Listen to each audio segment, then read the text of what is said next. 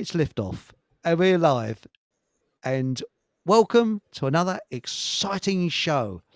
And tonight we've got the how would you describe it? You're the corporate yogi. It's Greg. Hello, Greg, and he's back Hello, my again by friend. popular demand. And I've got to switch the live chat on. Here we go. We got on, and our first in chat is Alice Gorgeous. Hello, Alice. Hey. And Hello, so, gorgeous. as she is the first in line in chat, who would you like us to stick a two-finger salute up? A celebrity, or preferably a politician of your choice, or even government? And they needn't be from Britain. They could be anywhere in the world. So it could be anyone. It could be Yeah, I macaron think, or macaroon. do you know, you read my mind, so I don't think you'll need John Starkey tomorrow night. Because I would go for Macron and Need for same here. the assassination of Charlie Kirk. Ah, So that's an idea. And I think I'll go for Macron because he's going to sort of reintroduce conscription into France. So poor sods that don't really want to join the army will be dragged off. He said he isn't, but they're just sort of, it's the thin end of the wedge. They're going to have a voluntary thing. Yeah, yeah. I've heard that one before. So macaroon is my one. And anyway, we got, all joining us tonight. Here it comes. We got,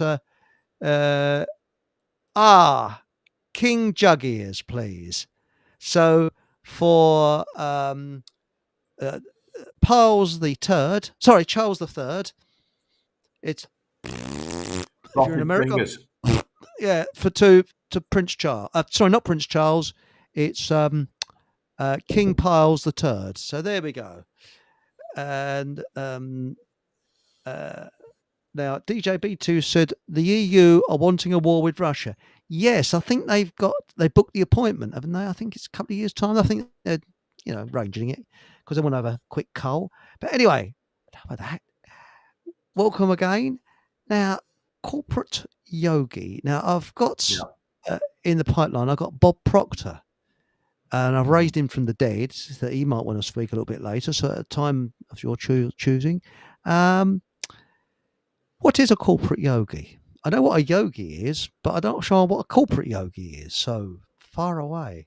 Yeah, I got you so, worried there, didn't I? Sorry.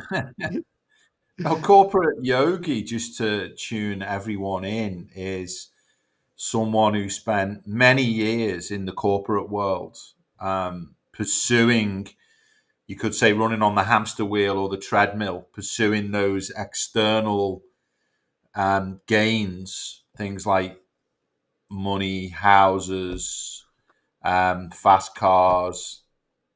Yeah, and only to find out that it's all very hollow.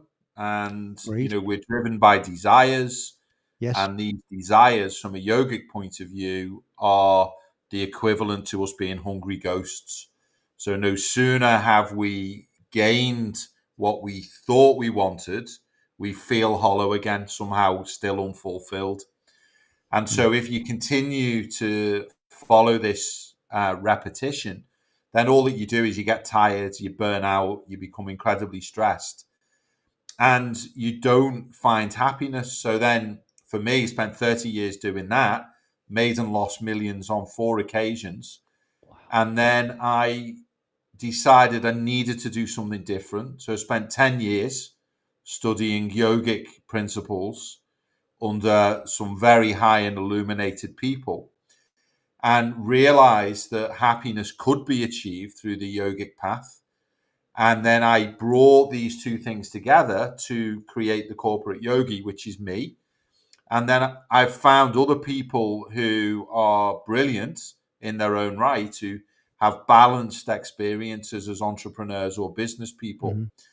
And these people I also see as corporate yogis. So it's not just a title that I hold. It's a title that is shared by many people. In fact, when people say to me, "Oh, well, this isn't for me," then Greg, this talk, why has Eric got you on such a narrow field? Actually, he got me on because the only business that anyone is in this lifetime is the business of themselves. And Yes, therefore, everybody is a corporate yogi at heart because everybody is trying to work out the business of being who they really are. So, that's spot on. I mean, the thing is, I think if you do what you like, and when I say do what you like, employed in what you or work in what you like want to do, and that you love what you do, you don't have to work another day of your life. But if to me work, this is what gets me when they see you see these things in this country: job centre, job slavery, um, because people are not getting their true potential. I mean, I was in a profession that I didn't like. To be straight with you, I was a bit like the Punch and Judy man that hated kids, um, and I was freelancing that. And you never take a holiday, you never take a break, because when you freelance, you don't know where your next crust of bread's coming from. So when you get on a contract, you work and work and work and work and work and work and work, and I burnt myself out. I absolutely burnt myself out, and I became a sort of workaholic chasing Danny Dollar. And there's yeah. always that fear. And you finish a contract, you think I'm going to have a break now. No, you don't. Next day you're on the phone, or oh yes, right, okay, I'll go on. And the other thing is, oh, it's a horrible place to work there. How much is it? How much is the fee? Oh, righto, I'll go. And this is the thing, you worked on projects that you didn't like. I probably laugh and joke about my times doing that, and I do. I sort of there were some happy. Was I happy? There was some light moments, shall we say, but most of the time it was an absolute slog, a real slog. Especially when you started work at 6 o'clock in the morning, had a half an hour break, and finished at 6 o'clock at night. That was on one So contract in the oil industry. So that is work. yeah, just to But bring it into some form of alignment, because I think the description you just gave then is brilliant, and it really thank you. captures probably the majority of the way people would describe it, just with different time intervals. So at some point, people experience stress, and then they go on to burn out, and people are doing jobs that they don't want to do. And actually, the realization from a yogic point of view is these are all acts of violence against the self. And it's Mm. only when we Wow, yeah. return to a level of sensitivity that we can begin to start to comprehend how it is that we're being violent by taking on a job that we not let's not even get to love like. In fact, and in the yogic world, they would see that as well. Actually, you're stealing a job from Mm. somebody who would love to do that job. So we start to get into these yogic principles. Then some people will be like, "Whoa, this is shocking," but these principles actually guide us to find alignment within ourselves, to do what it is that we're really meant to be doing, and to do it in a beneficent way, which not only enhances the world for ourselves, also enhances the world for other people. Yes, yes, you're spot on it, and you've described that per perfectly. And I've never thought of it like that. Where you are um, stealing a job from someone else. I mean, some of the times, I used to go along to a contract. I think, oh God, no. Sitting on the train, thinking, what the hell am I doing here? I hate this. I really detest it. But then you think, and then Danny Dollar is going, come on, the lure. You're going to earn nice lot of money on this contract. Oh yes, yes, yes. And that's the trouble. The And games we play, Eric, that is the mm, game we play, and it's a deception mm, it is. I because mean, you're right, it's and just it did that burn me out, element.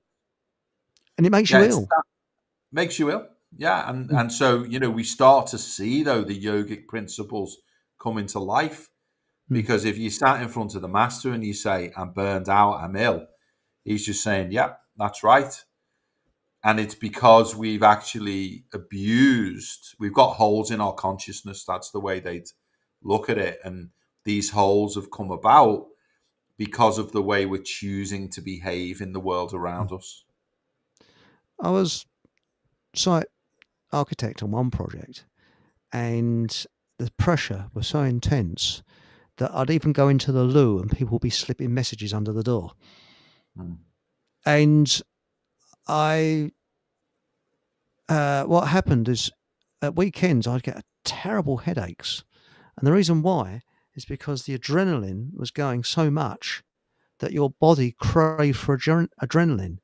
And when that contract finished on the last day, I went into the town because it was sort of in the countryside, and I sat in my car and I'd realised that I hadn't actually noticed daylight because it was the winter, and I left when it was dark and I came home when it was Mm. dark.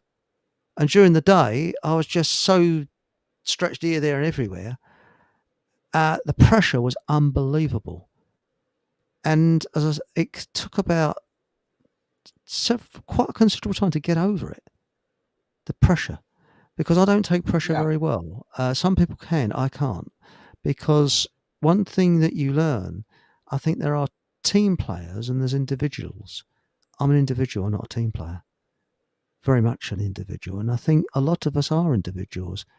I mean, how would you describe yourself? Do you think being a yogi, you are really an individual in a sense? Have I got that correct? Well, the yogic aspect is that we're all one. So Mm, the yogic aspect is to see the Buddha or the Christ or the yogi in every person that we come into contact with. And then also to, in that way, you'll hear terms like we're just all walking each other home. So we're here to create an orchestra that mhm, is able to play symphonies where we're all able to play our own part and play it beautifully and brilliantly. But just to touch on a couple of the things that you were raising there, because I think they're really mm, fascinating, where you'd arrive in the dark and you go home in the dark. And we often hear people say, oh, I heard a song today and the lyrics spoke to me. Or, mm. oh, there was a book that jumped off the shelf at me and I grabbed it and I opened it at a page and it just spoke to me. And yet, what I encourage people to do is whether tonight on our wonderful podcast here or during every day, look for these signs and symbols, these signals. And I would say to you, if you go in the dark and you come out in the dark, then there's a message to you to do with darkness.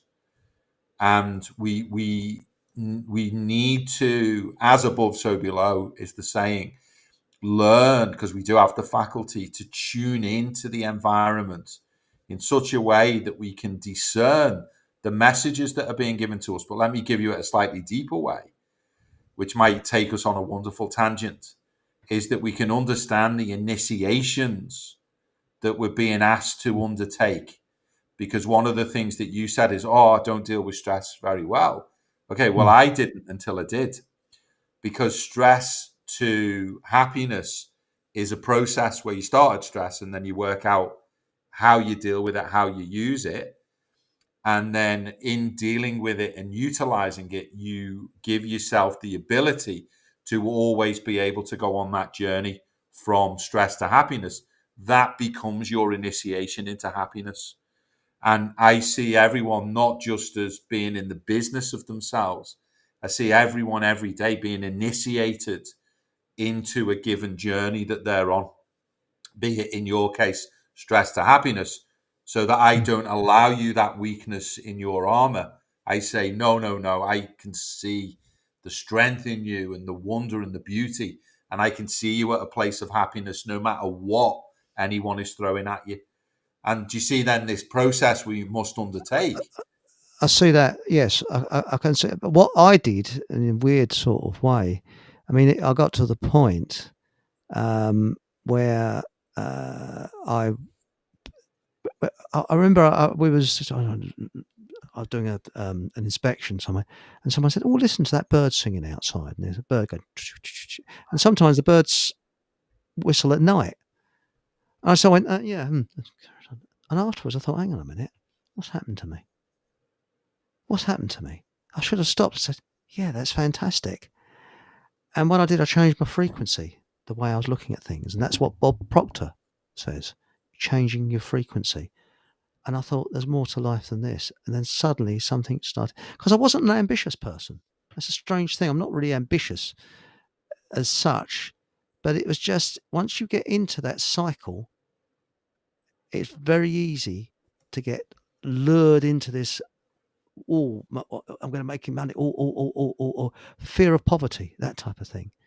It's very, very easy to get lured into that. And I think that Yeah.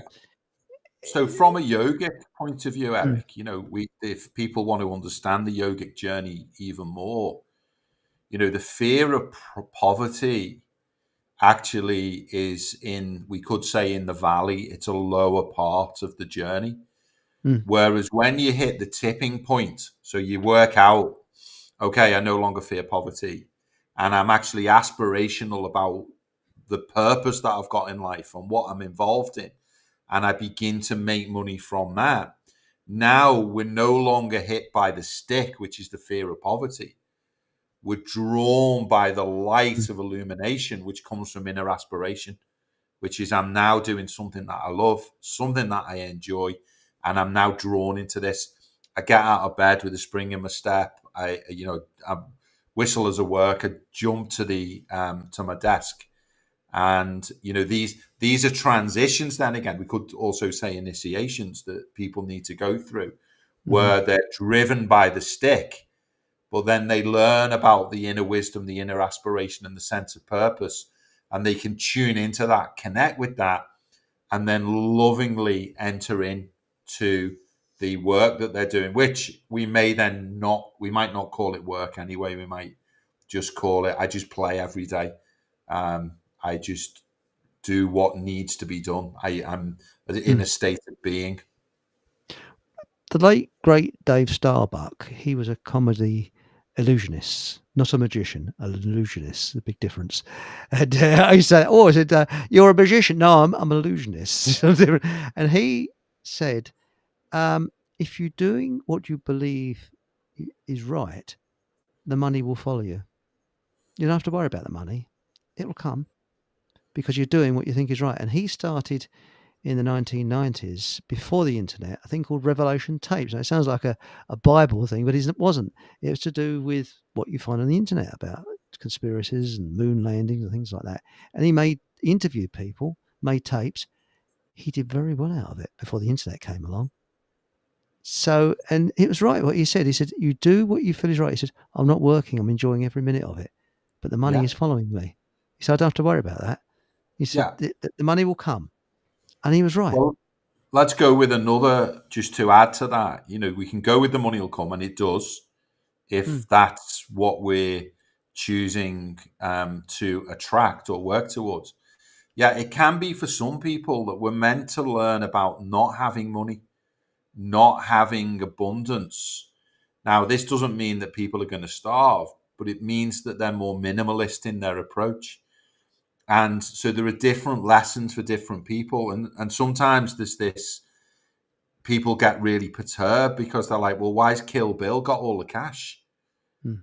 And, Kill Bill with all the money is learning how to be a degenerate and to treat the world horrifically with some of his processes and protocols. And yet we're here in our capacity to observe that and to lead our life according to the way that we're meant to leave it. But people get too distracted by what's going on with other people or what other people are up to, and that disturbs them or destabilizes them. But this is the wonder of the game. It is a beautiful Mm. game, and in Sanskrit, it's known as the Leela, which the direct translation is the game. And you've got to get really good at playing your game, not getting consumed by Kill Bills or someone else's game, having an awareness Awesome. of it. Yet Mm. get good at being the best player that you can be inside of your game. Now, Exo's got a very interesting question. He says, "Does Greg think that the COVID lockdown, yeah, event has an impact on how people saw their working life, especially driving to an office 9 till 5?" So that was the lockdown over the last, Yeah, was it 2020? I think it started. So, what's your yeah, view of that? yeah. And So Sam said, "Good question." So there we go. So, Yeah, so my view is that if you think back to the time, people were crying out for a break. If we mm, we said it's a gross generalization, yet the planet was stressed, people who were working were stressed, and they would do anything for a break. So it's possible that collective consciousness actually supported the stupidity of what unfolded. Yet then, when collective consciousness were given the break, what we saw was like, Buddhists and meditators were like, oh my God, what a gift. And they just retreated into the quiet and the solitude and were like, what an amazing opportunity. I can do more practice, I can deepen myself. But actually, the majority of the people who were agitated because they needed a break, then they became agitated about the event itself, and they were agitated about when's it going to get back to normal. So what you see from this is like, you can't, if you're agitated, you can't get away from it.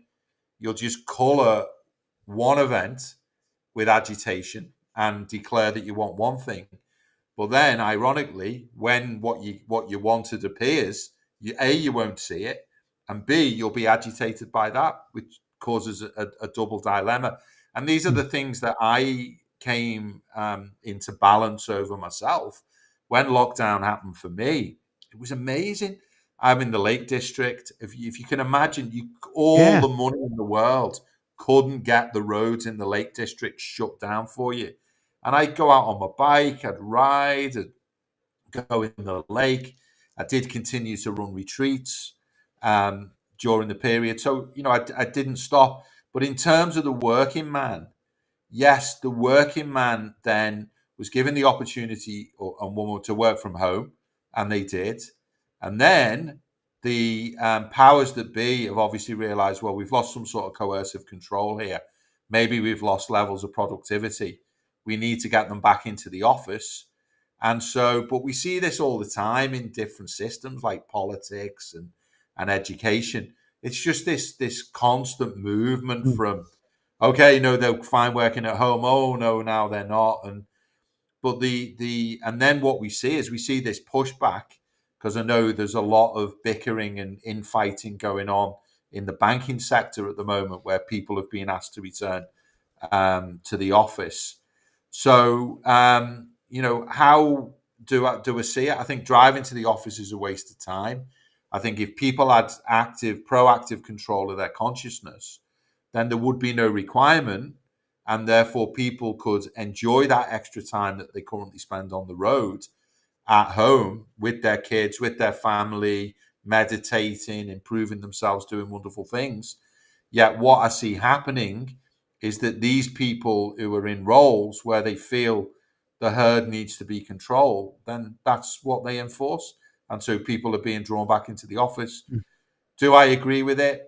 All I'm going to say to you is, it is what it is. And if you don't like it, choose differently.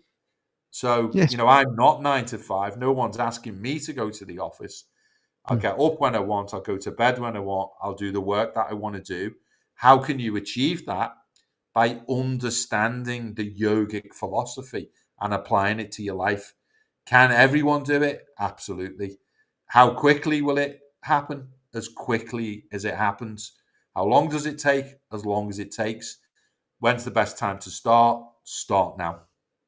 Well, Exo says, "Did you go speedboating on Derwent Water, Greg? I love the lakes." I don't think you're allowed to, are you? Well, isn't that where the famous crash happened? Where the world speed Oh, champion, oh, was it what's Derwent his name? Water or was it Ullswater that he died on? I think it was Um, Derwent, and you're talking about, and I can see his face. yeah, what's the name of the boat as well? It's more famous. I can't. Bluebird? Uh, yeah, Was it Bluebird? Bluebird or And it something was bird. because well, they reckon he might have committed suicide because he actually Donald achieved what he, Campbell. Donald There it is. Campbell, that's it, because he went for a second run, didn't he? If he hadn't have done that second run, he was survived because he did. He actually, I believe, he achieved it. And they said, "What's he doing?" He's turning around and going for a second run, which is very, very strange because he had a lot of debts. Um, Now, Exo said some went mentally AWOL, yes, during lockdown. Others saw it as an opportunity. I was all right because I'm. If you can put me in a room on my own, I'm perfectly okay. I work away quite happily. Yeah. You know, I don't like being in offices and things, so it doesn't really bother me. Yes, Well, let's Donald be Cameron. straight though, Eric. I mean, Lady Moan saw it as an opportunity. The Tories saw it an opportunity, Yeah, and they ripped billions out of the system. So, some people definitely saw it as an opportunity, not the type of opportunity I think he's referring to. But I would yeah, like to highlight that. that's right. Well, to me now, um, there's no such thing as a disadvantage. There's an opportunity to change. You smash a glass. Oh dear, I've lost a glass. It's an opportunity to get a better one. Um, if something's meant to be, it's meant to be. If it isn't meant to be, it isn't meant to be. And also, I look on people in a different way.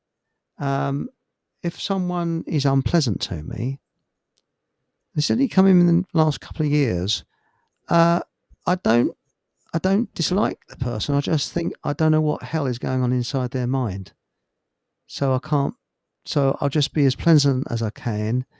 And if they're angry, well, I get out of their way. If I've angered them, I apologise. But you really do, because we don't know what battles of people are fighting in their minds.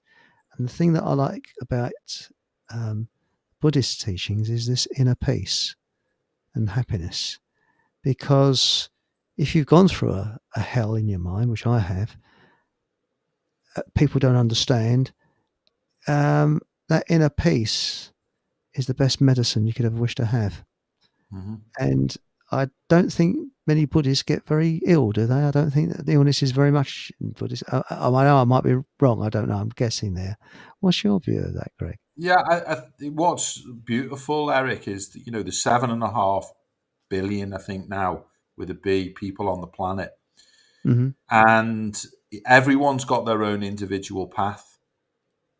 And when we look at the yogic aspect, you talk about their mental challenges, mental hell, and this comes to people at different times, with different levels of severity.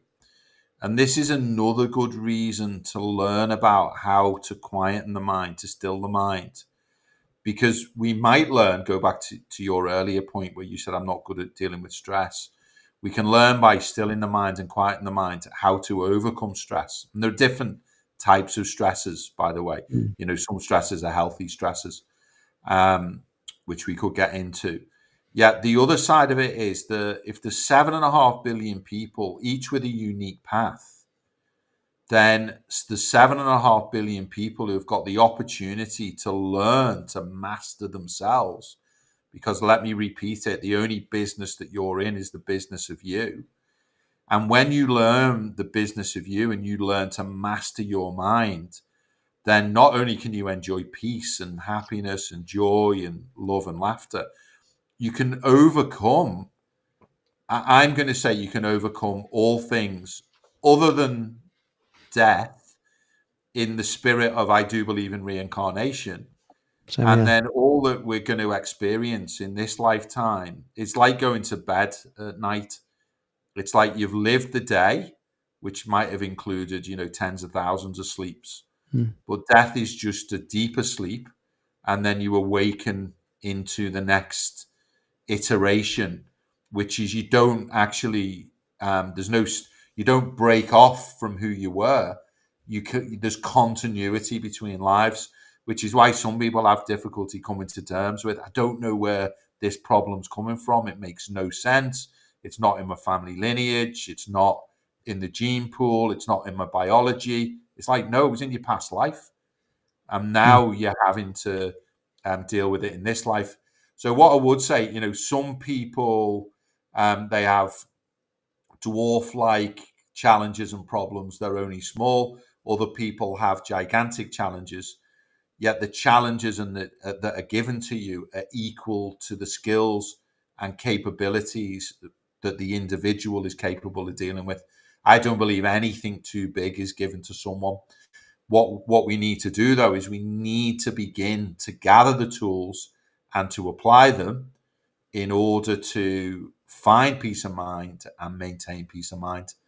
That is everybody's own individual opportunity to go on that journey to inner peace. And I'm going to be honest with you, most people are too lazy or they like whinging and moaning. So Mm. therefore, they think, well, if I find inner peace, what am I going to gossip about? And it's like, Yeah, and some people are like, poor me. Oh, poor me. Oh, I went down the road. Oh, poor me. Poor me. Oh, poor me. I bloody hate those times. It really gets up my ooter, the poor me's. There's too many poor me's in the world, you know. And the worst ones are these sort of millionairesses. You say, oh, poor me. Oh, you know. But now you have, you have a website, don't you, which I can actually put up where I put my Telegram thing, I and do I have a for whatever website. reason. Right now, Although if you don't, I must admit, I've been on here twice. Now, if I was a fisherman, I wouldn't be returning to these waters. really? These people, I don't think they really love me. They have not got the love for the corporate yogi. These Oh, I think people, they they have. they must be busy elsewhere, up in the Himalayas or wherever they're doing their practice. Well, Or I'm it's not inspiring them right. I need better questions off them, Eric. You got to get it out of them. What do they want to know? the Quality of the thing. question That's right. If it wasn't for determines the you, I quality of the wouldn't have. answer. Sorry, I didn't mean to talk over you. Then it's very rude of me. Please accept my Okay. apology.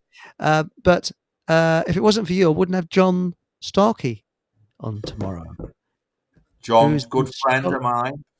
astrologer, and I'm hoping in the second half that people will come on and ask him some questions.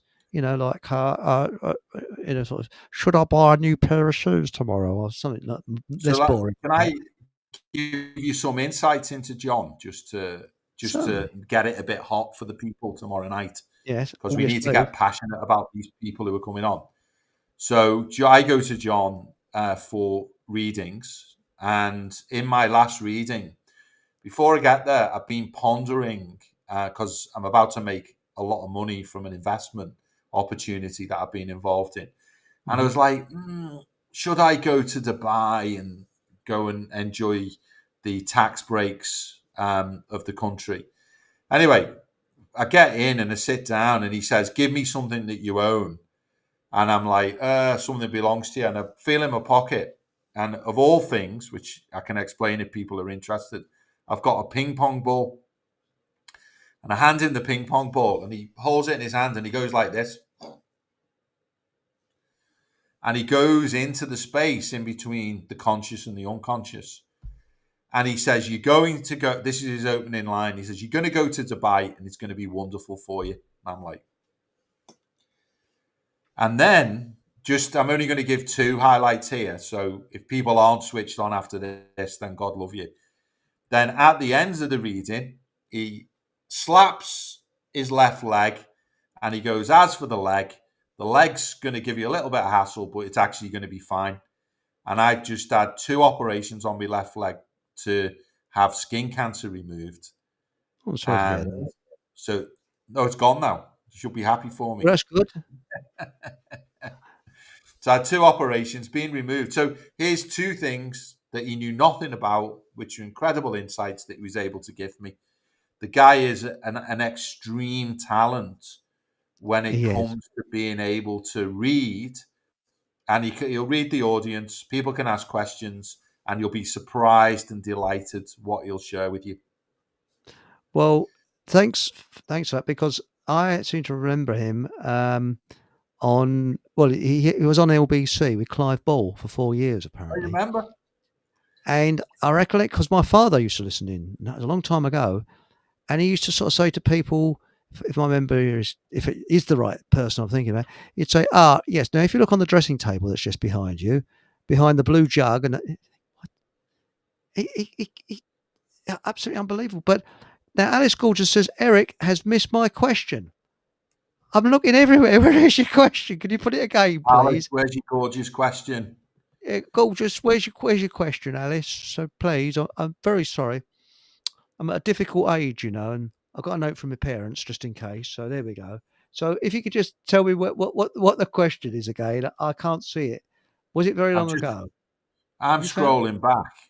Yeah, I can't find it. I think we're ignoring the people here, Eric. We need to tune in to these beautiful people. Yeah, Or they're Alice going to Gorgeous. say, when we're on again next time, not those two again, those rude pair. Was it yummy? What's in it, mate? I'm prepping for bedtime. No, I don't think that's a question. So, Alice Gorgeous, shove your question in, and there we are. Now write it So, again, and we'll give it yeah, 100% we'll of give it. our attention, and we'll That's right. give you a mind expanding answer. So, Do you find how? though that Yeah, here she's on she it. got it? This She got girl it? can She got type it? fast. She's got Fine. quick fingers. Is How that the do we one? get? Yeah, how do we get the collective to reach higher morality? So, so here's the thing. The thing about morality. Now, I actually teach the subject of morality Mm, from the point of view of the yogic philosophy, which you can find inside of the Yoga Sutras. And what we need, first of all, is an appetite for people to learn about morality. So, what's that? Information, knowledge. Now, some of us may have taken it on a little bit with the Ten Commandments in Christianity. In the yogic philosophy, it's called the yamas and the niyamas. And we find that the rules of the game are laid out inside of the different teachings of different religions, different philosophies. So the morality then, so if we look at the yogic from a yogic point of view, there are 10 teachings.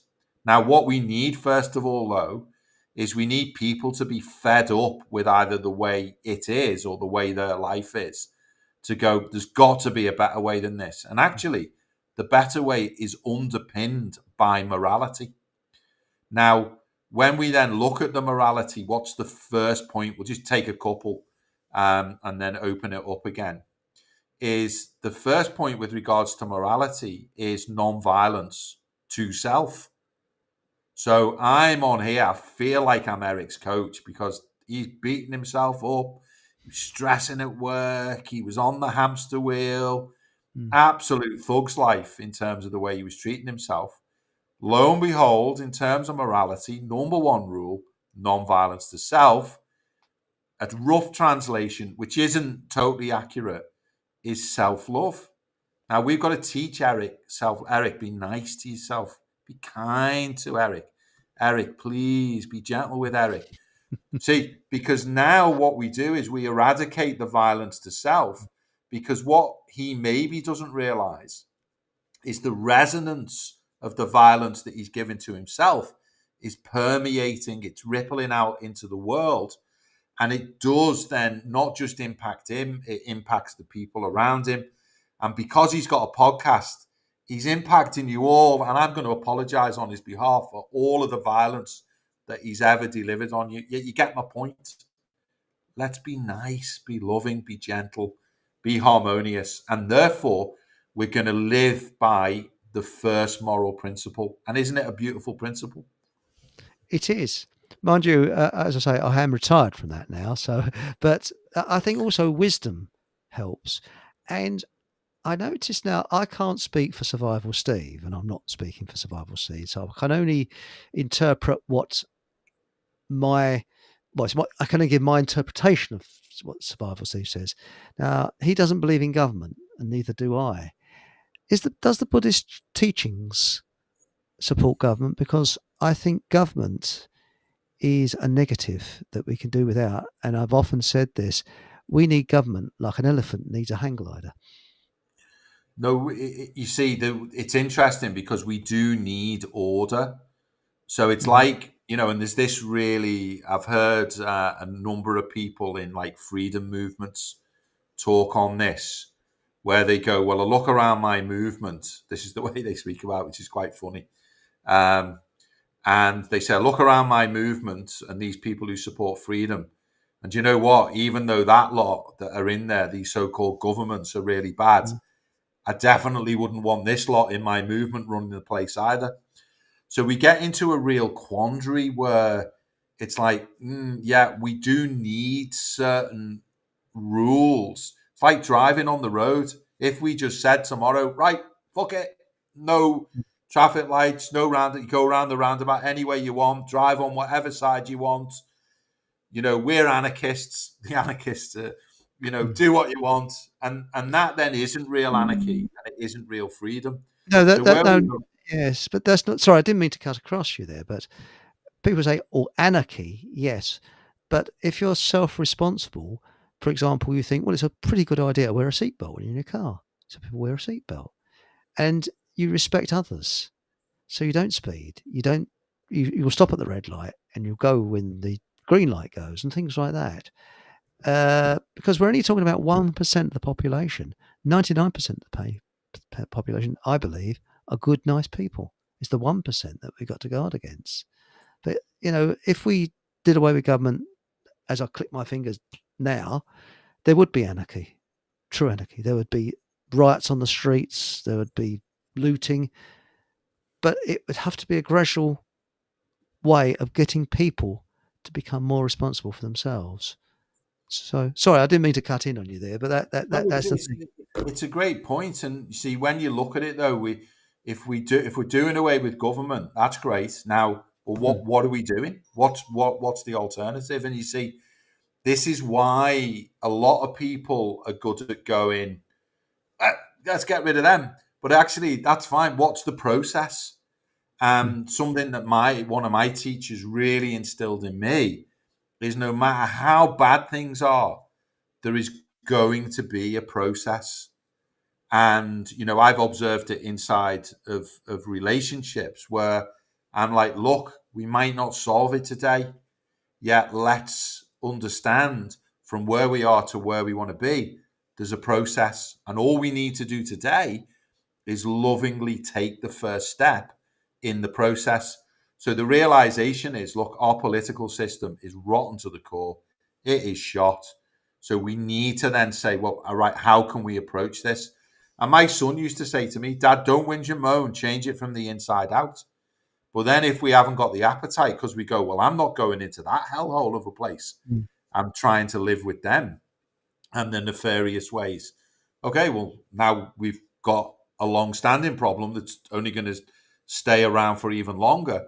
So, what have we got to do? We need to create a training camp and get serious about a process which is going to need funding.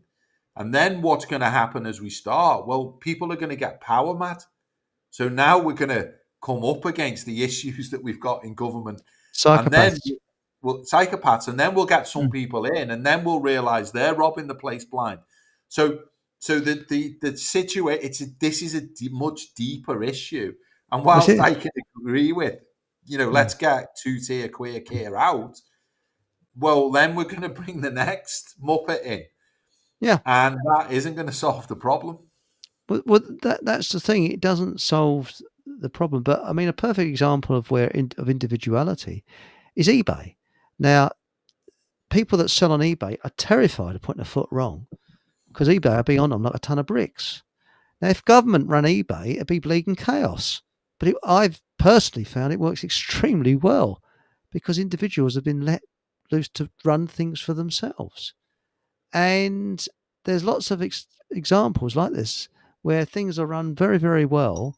Um, because, I mean, I've never had a bum deal from eBay at all, ever. And there's few people that have. I don't know. There might not be any that have, but I think it is a very good run thing. Some people might disagree with me. I might be completely ignorant, but I can only talk from personal Well, let experience. me give you an example just to support your Mhm. view.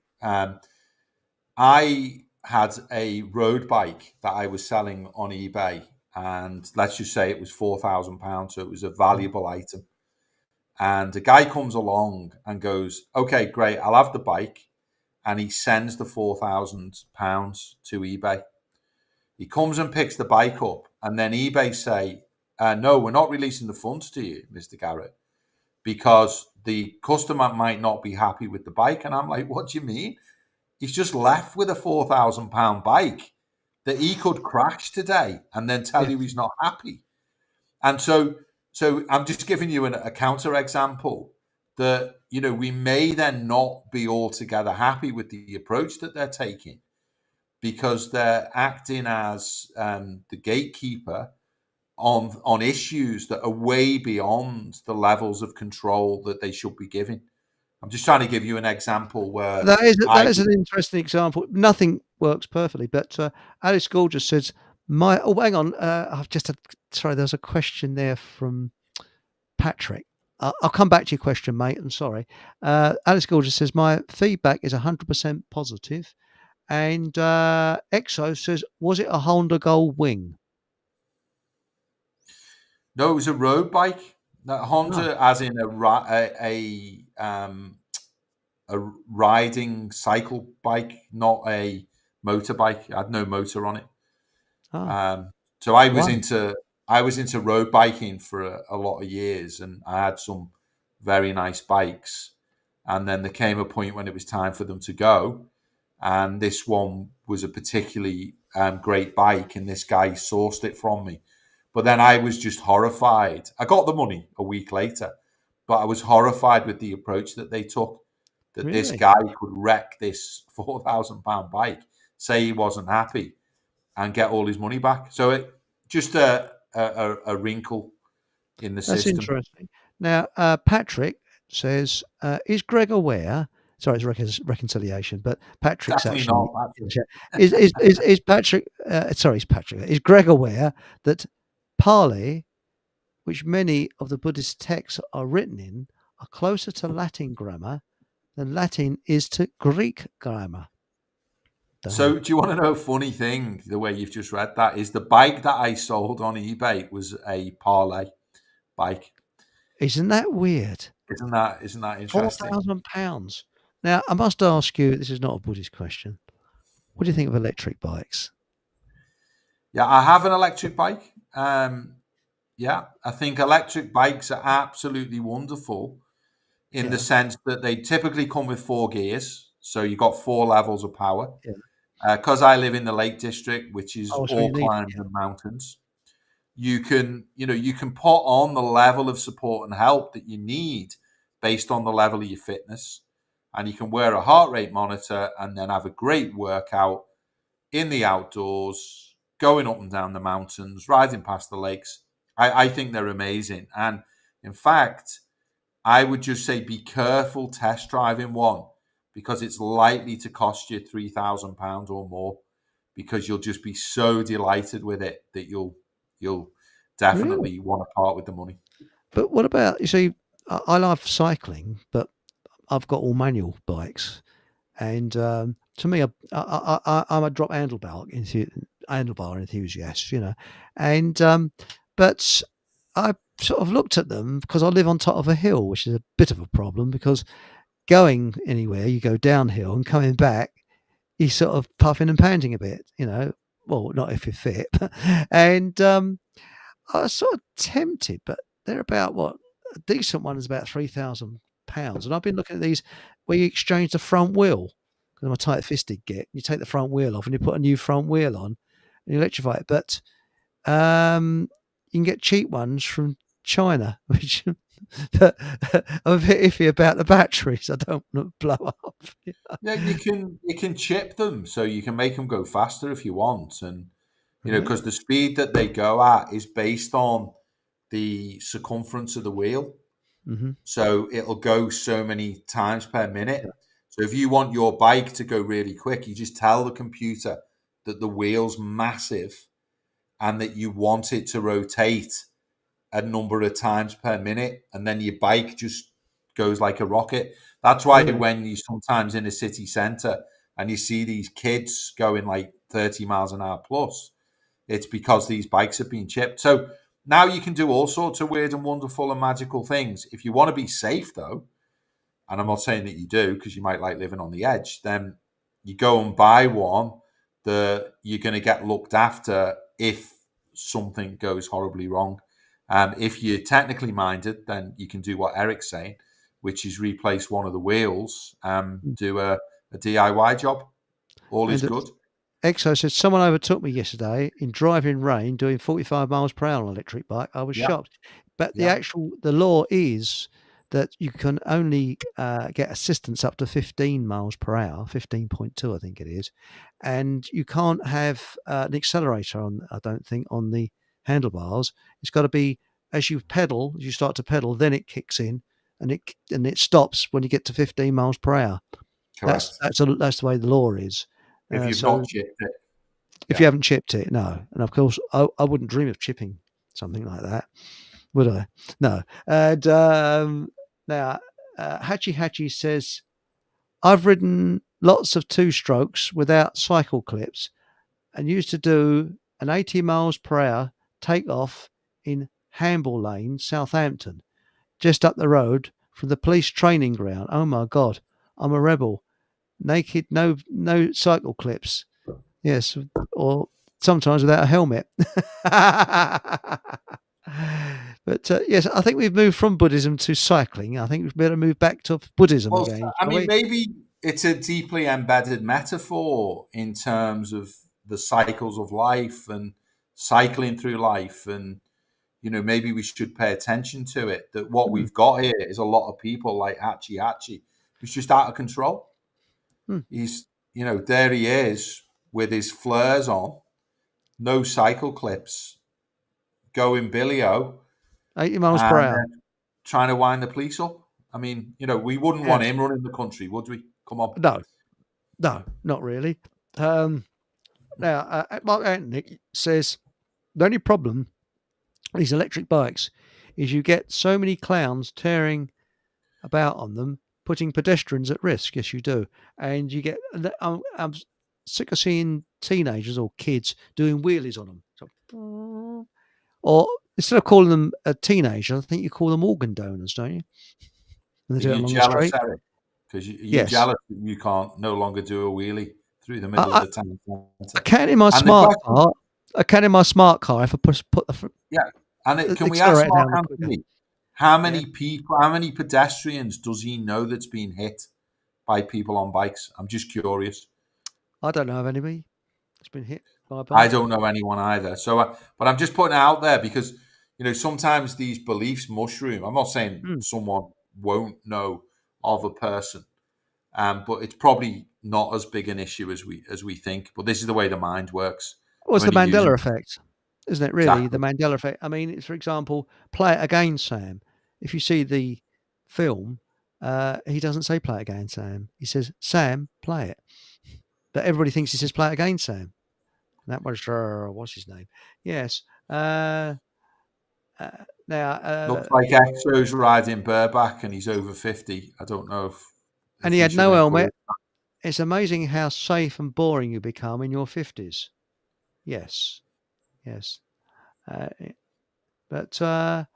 Reduces the passion in life according to the tantrics. Yes, but no, I think that the only trouble with bikes is that in the cold weather you get a bit frozen. That's the only downside to it. Fantastic in the summer, but they're not really. I prefer going in my car in the winter. So my car's used mainly in the winter, and my bike is mainly in the summer if it's a shortish journey. But I suppose you can extend your range when you're on an electric bike because you can go further. So Yeah, I saw the other day a guy out on a bike in the freezing, riding, and guess where he was going? no. No, he was going to a lighthouse because he was a lighthouse keeper. So, Really? yeah. Now, what's interesting to me is that there's this guy braving the elements, getting to his lighthouse, and then helping everyone else who's concerned about the elements. And what's interesting is what the lighthouse represents. And I don't know if any of our listeners are interested in lighthouses or not, but they're deeply embedded in yogic philosophy. Really? Yeah. Now, I'll just say, Mark Anthony says, I've nearly been hit twice. So there we go. But lighthouses, yes, that's interesting. What is, so please tell me more. Tell us more. Well, the lighthouse is synonymous with vertical consciousness. So what do I mean by that? A real man stands Hmm. tall. Yeah. But the lighthouse not only represents vertical consciousness, it also represents the ability to shine the light and to pierce the mist. And in the yogic tradition, the man who is able to stand tall, to shine the light, to pierce the mist, is also the leader leading the way, keeping the divine feminine safe. And so we actually need more lighthouse keepers in the world. We could say more real men, in order to become custodians. And maybe then, Eric, they're the ones who can lead us when the current round of so-called politicians decide to vacate office. You've got a very good point. I agree with you there. But I think that there are a lot of people, and I was once like this, and I think a lot of us go through this, where we're at war with ourselves. And as you were saying, you're cruel to yourself sometimes, going back to what we were saying earlier. But sometimes, like with me, I've I've discovered a kind of hopefully, this for other people to judge, a kind of inner peace, because I've found that the people that's had the toughest lives tend to be the most at peace with themselves. Have you found that? I If have, you've been and through the rapids. yeah, I mean, having I used the example of having made and lost millions 4 times. I could Mm. use the Wow. example of having had cancer and then overcome that. I could target the fact that I was 14 years in the system fighting the inland revenue and I won that. I could target the fact that I've got 3 grown children. One of them speaks to me, 2 of them don't. So life's full of joyful mysteries and they're just Mm. part of the rich tapestry. And, but it's how we choose to interface and approach. Do Mm. we call these, problems or opportunities? Do we find ourselves being suppressed and depressed, or do we see ourselves being called to be stronger, to be courageous, to be valiant? And and therefore, from a yogic point of view, it all comes down to perception and interpretation. And a point I didn't finish earlier that I felt you took on really well, Eric, was I mentioned the first thing that we Yeah. need to do is gain knowledge. But then the second thing we need to do is to gain wisdom. And the only way that we can gain the wisdom is by applying the knowledge. And Mm. so, therefore, what is it that we need to learn, gain the knowledge? And then what is it that we need to apply to develop the inner wisdom to then become great leaders? Yes. Yes. That's fantastic. Now we're coming up to 9 o'clock. And do you think it's time for a Bob Proctor break for Let's about a do it. couple of minutes? Let's go for a Bob Proctor break. Bring Bob Now, in. let's bring Bob. Now, we've woken him from the dead. So, no, hang on. And I've pressed the wrong button. Yes. So, shall we attract? Here it is. Right. Now, let's bring him in. And off Bob goes. You don't attract what you want. You attract what you are. If you want to attract what you want, you've got to see yourself already with it. You've got to understand that you've already got it. Start to see yourself mentally. You've been given the faculties to do that. Use your imagination. See yourself already in possession of the good you desire. That will flip your mind onto a specific frequency. And you do think on frequencies. It's on that frequency that good you desire is going to start coming toward you, and you will start moving toward it. If you want to attract what you actually want, you've got to see yourself now already with it. And know it's only a period of time until you moving toward it and it moving toward you, and you become one with it. You've got to become what you want. You've got to realize that the minute you hold your mind in harmony with the good you want, then you've already got it. It's only a period of time till it manifests in physical form. You know, And there we go. That is Bob Proctor. So what do you think of that? I mean, I actually did change the sort of frequency, the way I looked at things, and that does change a heck of a lot, the frequency in which you look at things. And I Yeah. think what you were saying earlier about trying to keep calm in a situation, and And Sam P10 says, I love Bob Proctor. Yes, I like Bob Proctor. Very interesting man. And I was very upset when I heard that he died, which was very recently. He died, I believe. Uh, now, what was your view on what I've just played of Bob? Yeah, I've got a friend who worked for Bob Mhm. Proctor, and Bob absolutely lived by what he shared. And the point that he's making here is hugely opportunistic. And yet it's also equally deeply challenging because, we know a lot of people who went out and bought fridge magnets, bought T-shirts with slogans on and self-help books, and they're the square root of useless. Their lives just haven't moved on. You're And so right. that tells you that, what Bob's saying is, okay, change your frequency.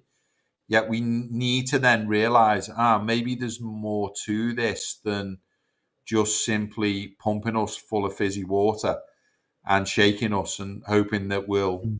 make the law of attraction a reality. The answer is that most people actually won't. Why? Because it goes back to the point that your listener was making earlier when they talked about the morality. And actually, the law of attraction also follows morality. What do I mean by that is if you're being violent to yourself on the inside, so you're not at peace, well, Mhm. you're not going to enjoy manifesting based on what Bob's saying. You're going to be creating the inner violence in the world around you. Oh, Now, it's perfect what you've just said. So please carry on because I've got something to add. So please carry on. yeah, so a yogi does the work from the inside out. And what we do is we start by going, okay, let's look at the aspects of myself that need to be changed in order for me to activate exactly what Bob Proctor's saying. And then we can go through, right, I need to stop being violent. I need to bring self love.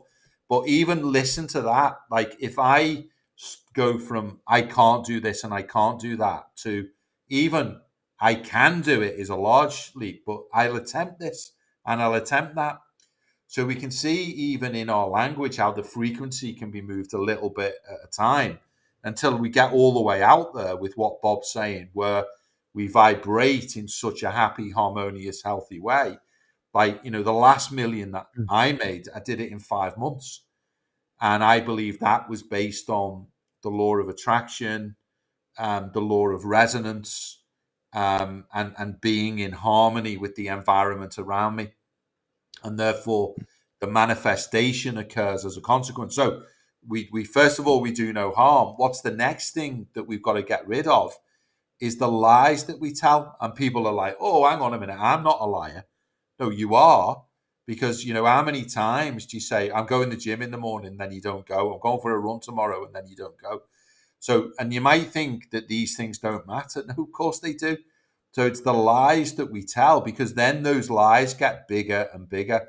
I'm going to make 10 sales calls today and you don't do it. I'm going to learn to be a great marketer and then you don't do it. Instead, you sit around and moan, no one wants to buy off me. This marketing stuff's rubbish. No, you've got to see. And the law of attraction's broken because of the lies that you're telling yourself.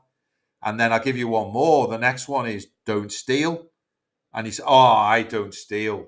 And you're like, no, you do. You steal time off yourself by not focusing on what you really want and going for it. You steal time by going and watching Netflix series, or you steal time by phoning John or Jane or Mm. Jilly and talking shite for an hour or two. So what we've got is we're violent, we're lying, and we're stealing, and therefore I love Bob, but this is why it doesn't work straight away. It's And there's dangerous other. as well. It's Sorry, I dangerous. cut in. Yeah, I've got an example where it's dangerous. Sorry, I didn't mean to cut in on you there. Terribly sorry. I love you cutting in, Harry. It's okay. Thank you. Uh, is law of attraction moral if it interferes with free will? And that's Alice Gorgeous. I said that one. Yeah. So free will is So we the willpower is shot in the country at the moment in the world. To our worldwide viewers, don't feel you're getting off light tonight. No, so willpower shot, but free wills is a different issue. Actually, think about it this way, okay? If you align with the natural order, the natural will, then you will manifest everything that you're due to manifest. Being, doing, having will all align, and it will all pay out in exactly the way that it's meant to. But the universe is so brilliant that if you don't align, the universe has to keep building out detours for you to experience. So imagine like you're on a map and then you go and tell a lie. First of all, you say, I'm going to the gym in the morning. The universe is like, oh, right, we need to open a gym down the road because otherwise they won't have one to go to. And then you don't turn up. And the universe is like, okay, we need to reconfigure the map because they've told a lie. So the next thing, now you're stuck on the couch. You've got inertia, which is called tamasic energy in it from a yogic point of view. So, but the universe doesn't give up on you. And then it's like, okay, and then you put £10 on, £20, 30, and then you're like, right, I'm definitely going to the gym in the morning. And eventually, and the universe is like, great, finally, we've fattened them up. Now they'll go to the gym. So all of these sort of like, we breathe in, we breathe out, these cycles are ongoing, trying to get you to align with the divine will, with the universal will, which is the simplest, most direct, straightforward path inside of which you live a life that is blissful. But what we choose to do, because we align with the ego, let's say it that way, or ahamkara in Sanskrit, we align with the part of us that is devious, deceitful, somehow malfeasant, then that's exactly what we're creating and that's exactly what we're generating. And then we start to beat ourselves up on the inside. So the idea of free will, you have the freedom to choose to align or the freedom to choose not align, and most people are somewhere in the middle. That's fascinating. Now, what I was going to say about these ideas of, manifesting what you want. I know somebody that said to me, be careful what you wish for. And this character, he detested the job he was in. And he started this manifestation thing, and he wanted to do some other work. He wanted to just get away from the work that he was doing. He did, but he caught a nasty disease, which has got him away from the work he's doing. And he said, be very, very, very careful with this manifesting. And that's what bothered me. And, he's okay. Well, he's jogging along, but he's not very well. So the thing is that I think that this manifesting thing, you've got to be very, very careful with it. So As he said, be careful what you wish for. So, I mean, I can tell you another story of be careful what you wish for, where there's a guy who's like, right, I'm putting all my energy and my wish into, I want to be a millionaire. I want £1 million. Anyway, 5 years later, he's in a road traffic accident, ends up in a wheelchair. Guess how much his payout is? £1 million? £1 million. Yeah, so similar.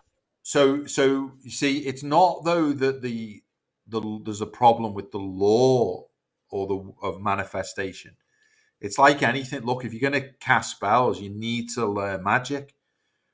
So there's no point, and we've got that. There's a famous film with Mickey Mouse. It's worth watching. It's 1940s, believe it or not, where they recreate the magician's nephew, and he's helping the magician. You get a little YouTube on it, and he's being given a job to do, and then he's all of a sudden, you can see him like, hating the job, hating life. And then he goes, he has this moment where he puts the wizard's hat on and he starts casting spells from the spell book. And then the broom starts halving and halving again and they're carrying buckets of water. There's that famous piece of music. Oh, yes. I remember that one. It's from Fantasia, wasn't it? Fantasia. But the point that I'm making is this is the problem that you're referring to. So the problem as we like to say from a yogic point of view, that my teacher taught me, the problem is the way that you see the problem. So if you see it as a problem, it's a problem. If I see it as an opportunity for me to learn magic, to be able to create wealth, and I can do it in a congruent and aligned way, then it's a wonderful gift. If I'm ignorant and stupid and I start using it in that way, then guess what's going to turn up? Ignorant and stupid. Yeah. Well, my attitude is sort of now, it's what's to be will be, but just try and aim in the direction that you want. But this manifestation thing, that really bothered me because, again, it's like you said with that chap that ended up in a wheelchair but got £1 million. Yeah. You know, it's just not. It's risky. You know. Well, you just need to go and learn how to do it properly. It's like precisely. it's like you going, I'm going to build a car, Greg, and I'm like, oh, great. And then, I get there and I'm like, why have you used paper for the doors? Have we not got a crumple zone? Or Yeah. what happens if we have impact? And then I'm like, well, these wheels, you've taken these wheels off a kid's trike. They're not going to work. And then Yeah. you've got like a Ferrari engine in it. And we're like, okay, there's trouble here, Eric. You've not Yeah. understood the laws of building a car and mechanics. Precisely. But now, if you do these courses, don't you? And I can actually put this up along the screen at the bottom. So if you tell me your course that you do, I can advertise it. The So best how about thing, that? yeah, the best thing to do is come and find me at www dot Hang on a and then minute. school School S KOOL school yes .com right, okay. forward slash / yes. Whoops, hang on. transformation.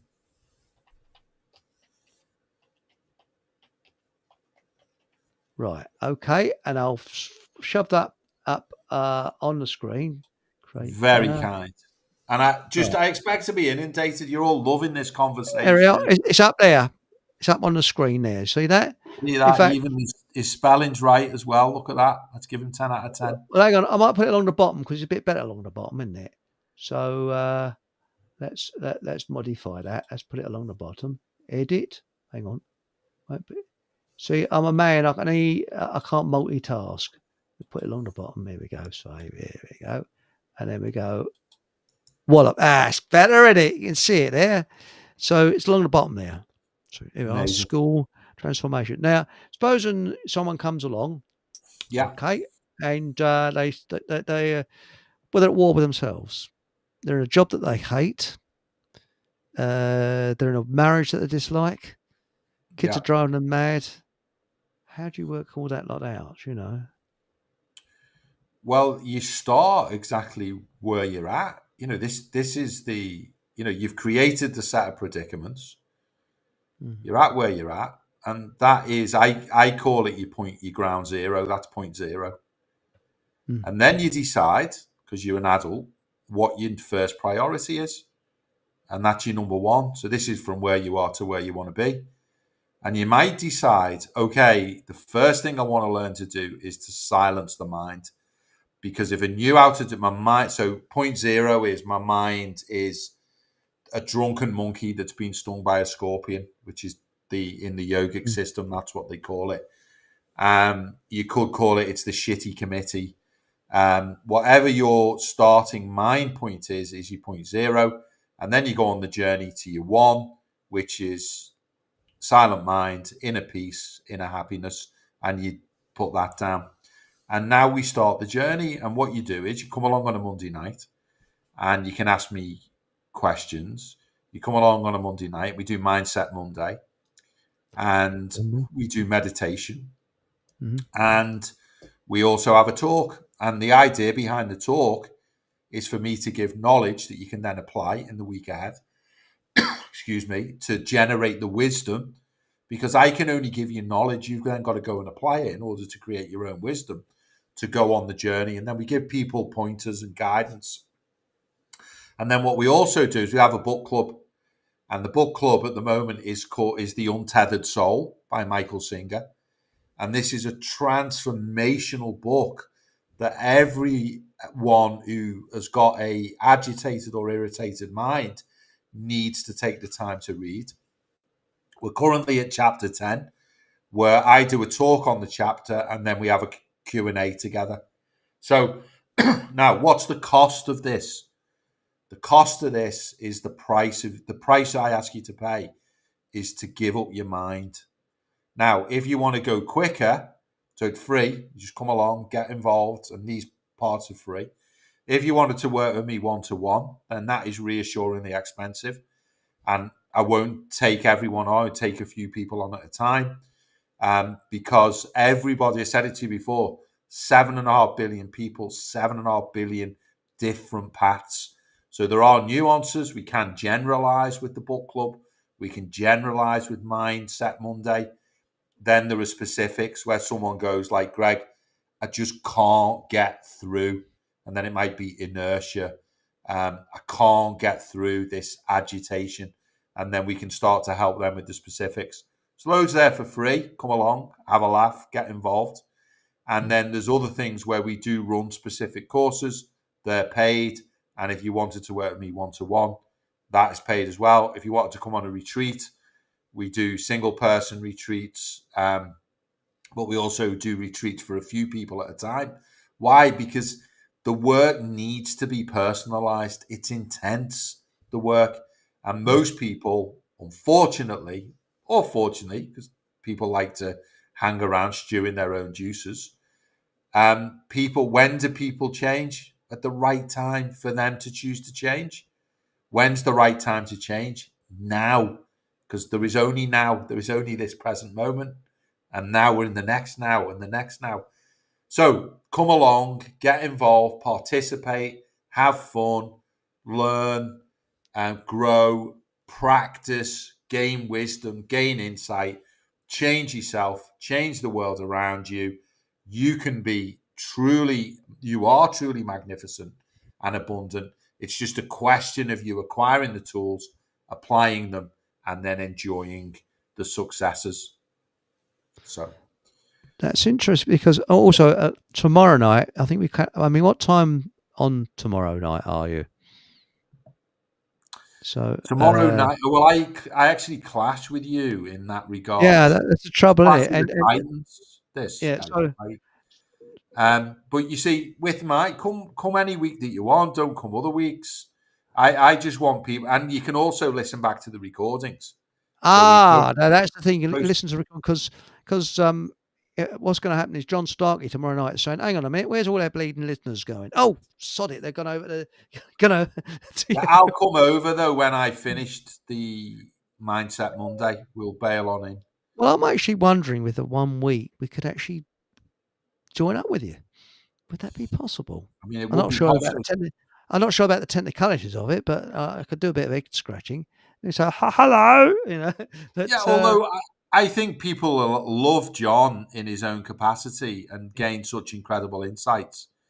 And then we could always do another one on a Sunday with me, you, John, and the boys, the girls, whoever it is that's the team, as I call them. But what I was going to say, do you come across, I should think you come across a lot of people that have been damaged from their childhood, because before the age of 7, you were very, very malleable. Weren't we all damaged from our childhood? Yeah. It's funny because I'm in a men's group, and we were discussing the father figure today, the paternal energy and looking at what was the impact that our fathers had on us. And, just that alone, my dad was a merchant seaman. He went away to sea. My mum would say, wait till your father gets home. And so my mum ruled with a rod of fear. And therefore we built up fear around my dad. And then in terms of, religion, what did the Catholic Church do? Fear of God. So fear of another paternal figure. I believe it's all wrong. I believe that, we just got the wrong descriptions. But then you've got to unravel and unwind all of that. So everyone's wounded at some level. Everyone's got issues that they're working through. And, we're here to do the work. That is the journey. whether if you're wounded and you've got issues and you get married, you just take your wounds and your issues into the marriage. You're wounded and you've got issues and you get a new job, you take all them into the job. It's a very good point. You're carting them round with you. And Hmm. it's only when we lighten our loads and we dig in and we do the work, all of a sudden we change from the inside out. And it's not then that the relationship that we're getting is any different. It's just that we're bringing a new perspective to it. It's not that the job that we get is any different. We're bringing a new perspective to it. So what I'm encouraging people to do is polish your mind, sharpen your perspective, gain wonderful insights, and then begin to live a wonderful life because you deserve it. That's it. That's fascinating. Now Hachi says, didn't the Beatles meet the Yogi? Yes, he did. They did rather, and then go magical mystery tour. Respect one's neighbour. I do. We're all on different paths of life. Yes, we will look at things a different way. Now, Exo says, how does Greg see the generation gap today compared to, say, being a child in the 1970s? Okay, well, I think we touched on this last time. I'll say this because did, yes. it's I quite think we did. interesting. I'll give you this analogy. Okay, in the 70s, if we went to school and we said to the school, okay, what are the issues you're facing today? And they'd be like, terrible. We have a couple of kids who are late, few kids who don't bother turning up at all, a couple of kids who miss PE. And we'd be like, oh, wow, okay, a couple of kids not done their homework. And then we fast forward to 2025 and we go to the school and we say, oh, how's your school? How's it going today? And they go, oh, well, you'll see when you arrive, we have a gun scanner, a knife scanner. So we need to pat kids down. We've got issues with drugs, pregnancy. So, in terms of how do I see it, it's like, wow. It's a different world. It's like a prison now at school. Because when, I walk past a school when I go for a walk, and it's just like a prison. The only thing they haven't got is barbed wire around the top of the fence, but that's probably coming soon. There's all cameras as you walk past, Now, Alice Gorgeous says, did anyone do the Louise L. Hay courses back in the day? What are they? I never heard of them. Yeah, Louise Hay was a wonderful intuitive who mapped diseases with personal issues. For example, she would lean into the left side of the body is divinely feminine, the right side is masculine. So then you'd look at, well, where have you had most of your issues in your life? And if it was on the left side, you'd be like, okay, then this must be rooted in mother wounds, issues inside of your relationship with femininity, which could be your own internal feminine as well as the external feminine. What's your internal feminine? Your ability to receive, your ability to be soft, your ability to be gentle, to listen, divine qualities. So, and Louise Hay, then, if someone had a tumor or a trauma or broke a leg or an arm or a thing, she had a bibliography, a encyclopedia of the energetic equivalents to what was going on in your life. So that's fascinating. Now, Blue Ray says, Alice, when you say you want, you're putting out to the universe that you don't have it. Believe you already have it. That's Bob Proctor. He says, I believe you already have it. Yeah, it goes way before Bob Proctor. I mean, in ancient India, this is where you get like a slither of a text, a shloka, as they're called, was taken from the Indian library. And then someone came back to the West and built books and courses and sold them to the world. But actually didn't tell the full story. That is a common challenge. Or misinterpreted it. Now, it's funny because I'm left-handed and problems always seem to be on the right side. Isn't that weird? So, well, no, that would just... It's the right brain. Sorry. So your issue then is with masculine energy and the divine masculine. An example of that would be when you said, "I'm not great at dealing with stress." Like Mm, someone who was very vertical, like the lighthouse, and dealing with life as it showed up, very strong, very powerful, probably wouldn't see stress. No, these are divine yeah. masculine qualities. That's now. Oh, Don't want to reveal too much about you, Eric, because people will start bullying you. well, that's right. Yes, yes. Well, she was the queen. Oh, this is the lady of positive affirmations, Eric. Oh, that's it. Yes. So there we go. Uh, Abraham Hicks was good too. Never heard of him either. So Abraham Hicks, Abraham is an energy, an entity that used to come into Esther and Jerry Hicks, and Jerry passed, and Esther continues to bring the messages of Abraham. And again, she goes into an altered state, so it's like it is channeling, and she channels this entity, and it is a positive, beneficent force. She's written tens of books. She does a cruise every year where she takes over a cruise ship and invites people to come along to ask questions and to listen to the wisdom of Abraham. So, Now, what's this XO? Uh, is it just me having stalling video audio feed on Rumble? I can't see any problems with Rumble at the moment, but sorry, mate. Might be us. Might be. If anybody in Rumble's got any problems, please say, because we don't know. But I can't see any problems at the moment. Edgar Casey, my hero, absolutely brilliant, Edgar Casey. You do probably you know want more to say about a him than bit I do. about Edgar? Well, no, I'll let you say it's okay because you Well, probably know more I about don't him. know a lot about Edgar Casey. Oh, So, Edgar Casey, he went into he dreamt things and he could cure people, and he didn't have any knowledge of medicine, but he would go into like a sort of a sleep, and he made a lot of predictions. Edgar Casey, he did a lot of work to help people as well, and he had a lot of kindness in his heart, and he didn't do it all for money.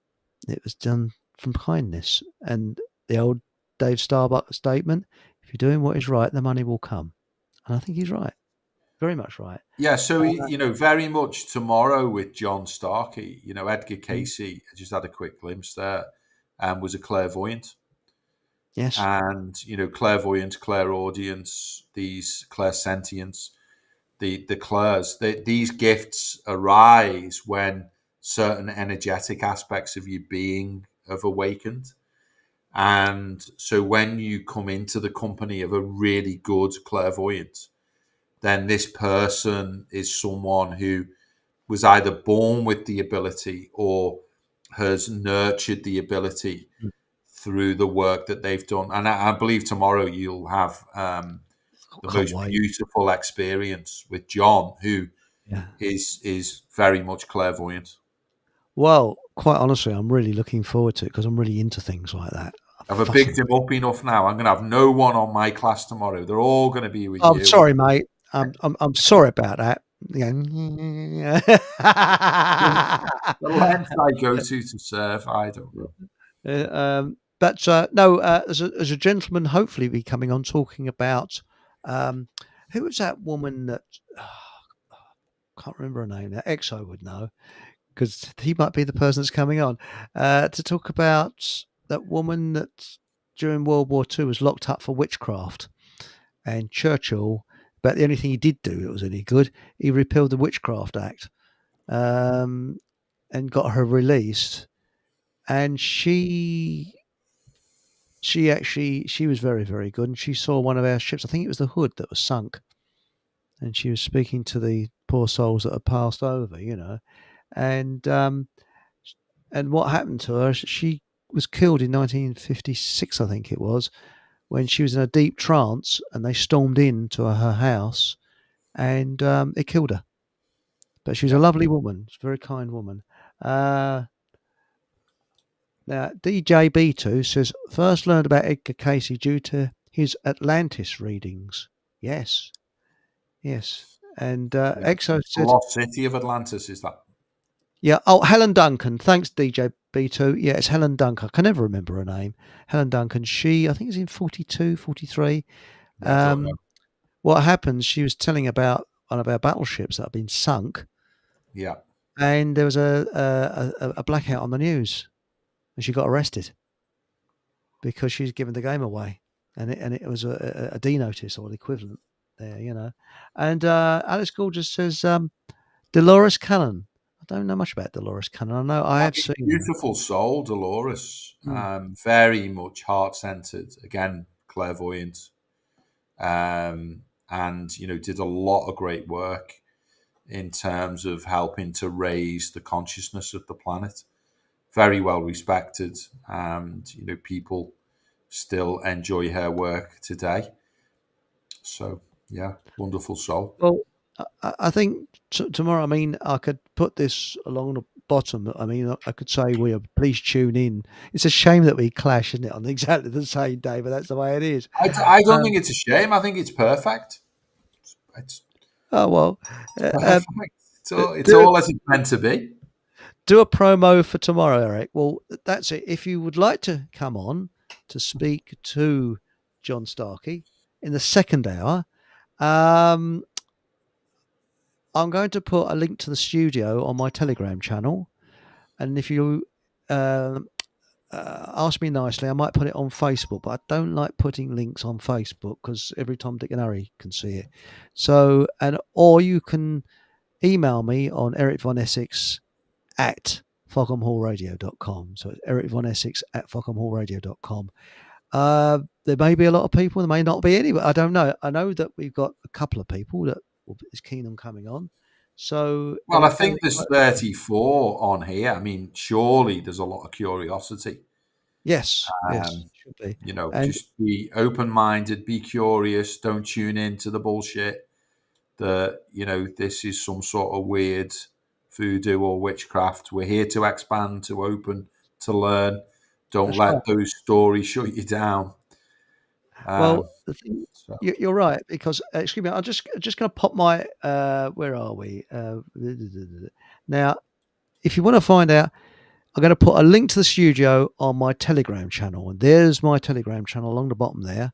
So that will be tomorrow morning. I'll be putting a link to the studio on, and the show starts at 8 o'clock. So please, first come, first serve. So that's the way it is because we might not have enough time for everybody. So there we go. But I'll try and get them on, and that's it. So, and also, if you look down in the description below this, you'll see a link to my Telegram channel there as well. We're all very friendly there. We don't say naughty jokes. I mean, would I tell a smutty gag? I mean, come on. I mean, there's no smut on my Telegram channel at all. But of course, afterwards, after the show, or the next morning, so Tuesday morning, tune in to www.school.com/, and I suppose it'll be, you'll find it on the yeah, there. just put that in /transformation, and then the Yeah, corporate yogi will show up, which is me. I And then see. it'll just say, you just join the community, click on that, ask your 3 wonderful questions. That if you're on Eric's chat tonight, you're obviously bright enough to answer those 3 questions. And then you get on the inside and you start clearing out the nonsense and polishing the mind. I don't know And where. then That's right. Sorry, the carry world on. becomes a better place for you, for me, and the entire human race who sang that song.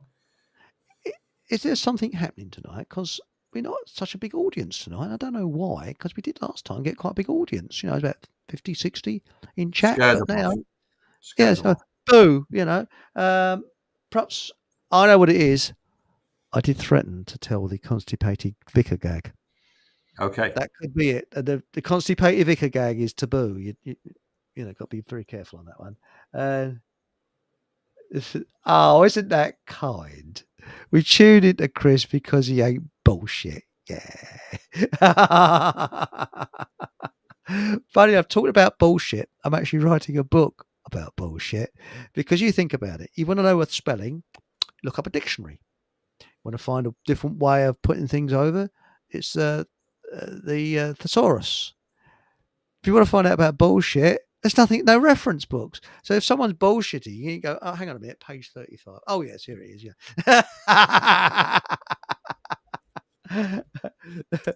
uh, uh, now, what's this? Alex Gorgeous, bring on the question. I love your individuality. So does Bud. So there we are. So we're going to have a question from Alex Gorgeous, hopefully. It's St Andrew's Day today. But going further with... Does that mean Prince Andrew gets a day off? How does... Well, they changed the street. What is it? It's Prince Andrew. No, Prince Andrew Way. That was it. I mean, is that a warning for school children? I don't know. I mean, but what I was going to say is that when you when you came across Buddhism or this type of thing, was it a sort of something that just come to mind? Did it happen suddenly, or did you just gradually? Was you lured towards it like a sort of a Well, light? yeah, the thing is, we got that wonderful saying, when the pupil's ready, the master appears. And the master can be in many forms. The master could be a book that appears. It could be, you could be a person. It could be a set of teachings.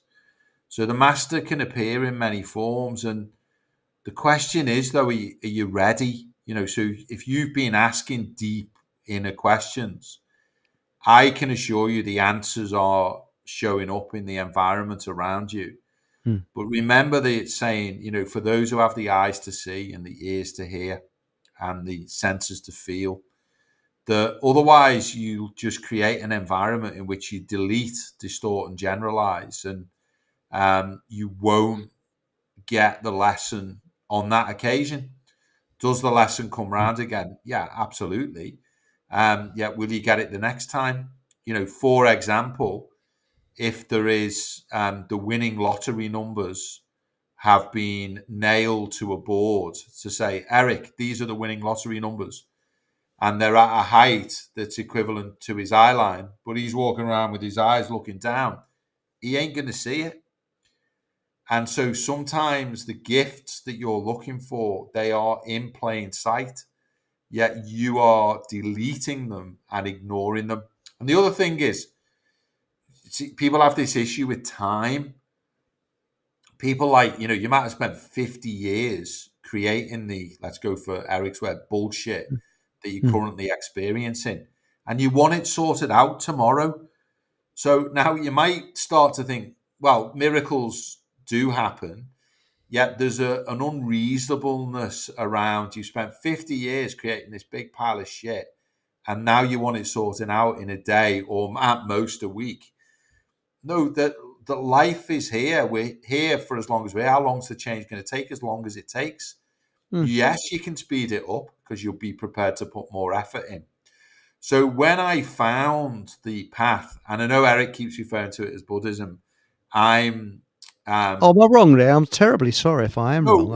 I mean, my ignorance. definitely the teachings are rooted. We could pick a number of areas that the teachings are rooted Is it not in. Buddhism? Have I got it all wrong? I'm terribly sorry if I have. No, so I'd be more from a Hindu. Oh, Hindu. Tradition. I'm terribly sorry. But Buddhism and accept my ignorance. Hinduism, they come from the same root. Yeah. So, and then they split at a certain point. Yeah, we can, and that's why it probably sounds very Buddhist. Yes, I'm terribly sorry for my ignorance. Don't be sorry. I would embrace the Buddhist. I've got a very Buddha type face, the happy smiling Buddha. So yeah, in terms of finding teachings, the teachings are constantly being given to us, and we've just got to be alert, be ready, and then be prepared to dive in. You're right. And also, negative attracts negative and positive attracts positive.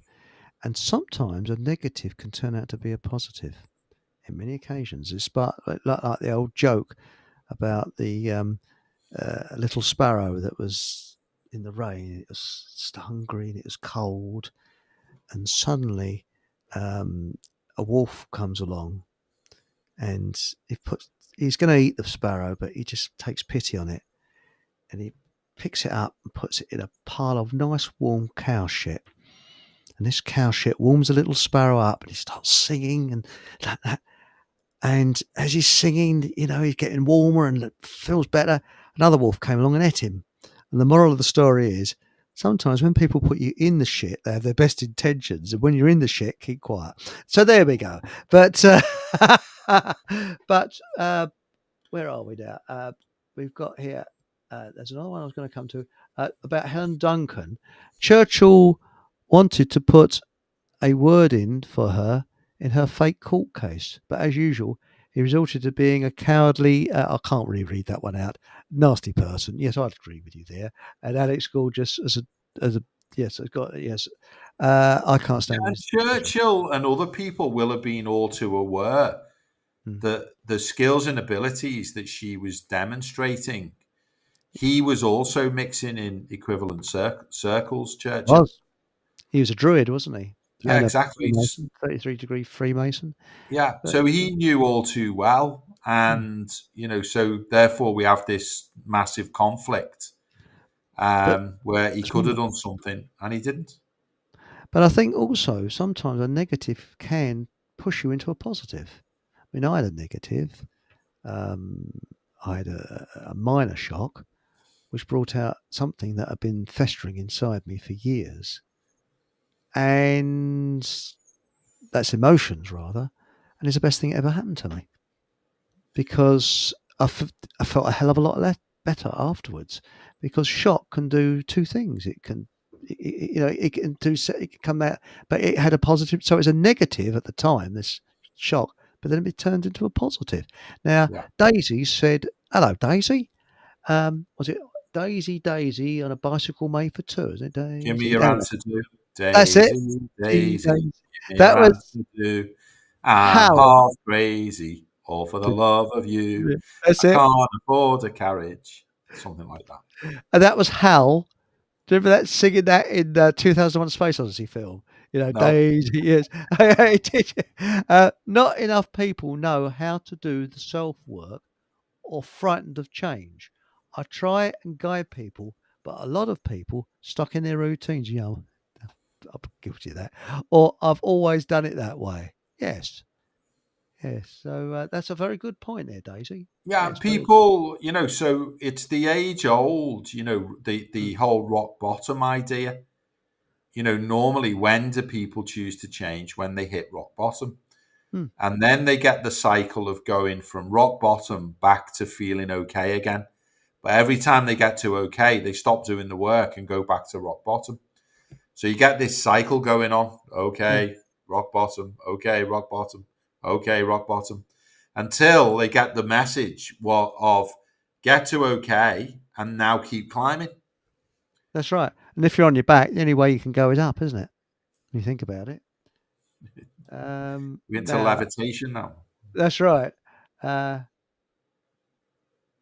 now, Alice Gorgeous says Eric has misreligioned our guest. Oh yes, that could be How an ism, couldn't it? disgusting. I've misreligioned someone. Probably have the thought police around next tomorrow. How dare you misreligion someone? Yeah, um, and I would say I don't align with any religion. I'm into universal consciousness, and all the religions are just arguing for the well, same. I agree with you. Yeah. I'd like to believe it's for other people to judge whether I'm spiritual. I like to believe I'm spiritual, but I find religion is man-made. After all, I Of mean, course, you're spiritual though. You've got a spirit inside of you. You're yeah. a, the body's just the car, and your spirit is driving it. What's your feelings on soulless people? Because was it one of these people? Was it Edgar Casey? I'm not sure. Don't think it was him. So there are some people that don't have souls. I've met them. The sort of. Have you come across that? I mean, Yeah, I mean soulless people. there's lots of theories now around like the non-player characters and the fact Hmm. that you could be walking down the street and there's just a load of automatons, Yeah. but a bit similar to robots in a way. Yeah. Um, Yeah. but the pre-programming goes on, as we know, through the television, and people are just hypnotized into repeating patterns, and therefore they're exactly what Tony Blair and the government want. They're Mm. predictable. They will get their IDs. That's what they want, and Mm. therefore you can you can have the type of person who's asleep as a consequence of the programming, or you can also have allegedly these non-player characters who are Mm. just basically making the numbers up and filling the high street and the shops and Well, um, that's right. Well, Keir Starmer always looks as if he's just been touched up, doesn't he? Sort of. we don't want to go. We don't want to go there. By his friend Lord, what's his name? Yes, Lord. Yeah, I think they both like going up the Arsenal football I club, don't believe they? so. Yeah, Yes, yes. Here we go. And sometimes the he loves darkest coming of from behind in the elections. there's something very creepy about Keir Starmer. Very creepy. I wouldn't want to be trapped in a lift with him. Let's put it that way. Sometimes the He'd darkest love of to be angels. trapped in the lift with you, though, Eric. I bet he would. Yes. That would be Some- your Labour Day. Sometimes the darkest of angel can perform the purest of deed. I'm okay with that. Live on a gypsy caravan park. It's great here. Now that's interesting. Gypsies, they have the true gypsies. I'm not talking about decoys, they're different. The true gypsies. Have Yeah, you come across them at gypsies. all? I can't remember who hijacked them, but there's a Hmm. point in their history, like they were the most clairvoyant and Yeah. had phenomenal abilities. And then I can't remember, but our guest might tell us. There Well, was a branching off from it at hmm, some point where they were taken in. I don't know, by Christianity perhaps, or I can't remember. But there was something that then deviated them from that pure path and that well, deep inner wisdom. they are from India, aren't they? They originally came from India, the gypsies, The I Romany believe. gypsies. Yes, Romany gypsies. Um, but then in the 1960s, what we don't hear about was there was a kind of it's not a genocide, no, because they were still alive, but the government declared war on them and tried to stop them putting roaming, and they did. They were successful at it, and that's why you've got encampments now. They clamped down on gypsies roaming, which they've been doing for years, which they didn't do on the continent. They have done in this country, Mm. and now Dolores Cannon spoke about the black drop people. Yes, the dark-eyed children and people like that. But now Hachi Hachi lives on the Gypsy Caravan site. Says, "Alice gorgeous, I'm beautiful. Me dog's better looking." But no, I think that what we have, you have the true gypsies who are very, very clean people and very nice people. Mm. And they used to, I can just about remember it. I must have been before I started school. Do you remember these, Greg? The gypsies coming around the doors selling clothes Yeah, pegs yeah. and things? Yeah, and then is it called heck or what's they cast a spell on you if you didn't give them something. That's what people were worried Hex. about. But Hex. there was a chappie who lived, this is when I was a kid and where I used to live, whose wife sadly died. And they were a devoted couple. And this bloke must have been, well, he was an ex-fireman, so he must have been in his 50s, 60s. And he fell for his daughter's friend. And his daughter's friend, his daughter was an adult, but I hasten to add, she must have been in her 30s or 40s. And her daughter's friend fell for him. And they married. And there was about sort of 30, 40 years age difference between them. And when he was having these feelings, a gypsy knocked on his door. And she sensed that there was something wrong, and she told his fortune. And he said she was spot on, absolutely spot right on. I never Yeah. forgot that. Yes. Yeah, and then that's resonance again. We are aerials and we Hmm. are transmitting. And that's exactly what John Starkey will do tomorrow. He'll be picking up on the signals that people are giving off and tuning in to your vibration. And that's where the information will flow from. And it's very pure. If you think about it, it's information from the information field. It's nothing more than that. And the fact that you go, oh, it's like, well, is it true? Yeah, okay. So, the resonance is pure, the connection's pure. So it's a skill. It is a skill, and some people say we've all got that skill, but we just sort of lost it or something. Because let's face it, years ago when we're in the cavemen times, you had to have a sixth sense in a way to survive, because you think, well, do I go down there, or don't I go down that lane? Because there might be a tiger down there waiting for me, or something like that, Now, Hachi said, now he lives on I believe, in a gypsy camp. He said, it started in the 60s, Chris, taking the Romanies off the road, yes. They're real ones where I am on the park, yes. And it was very, very cruel. It was the Labour Party that declared war on them, and the police used to move them on, so they had nowhere to go. And I saw a documentary once, and it was marvellous, because there's this true Romany gypsy, and he said people always think we're thieves and robbers and things like that, but he said that is bad propaganda. He said we work with the community, and he tried to buy a plot of land, but the council wouldn't allow him to put his caravan on it. And he was trying to help him, Another thing, they don't register their children at birth, so that means they can drive around in their vans without tax, insurance, or driving licence. They can get away with not having a driving licence because they're not registered at birth. And that's another thing they wanted the gypsies to register at birth.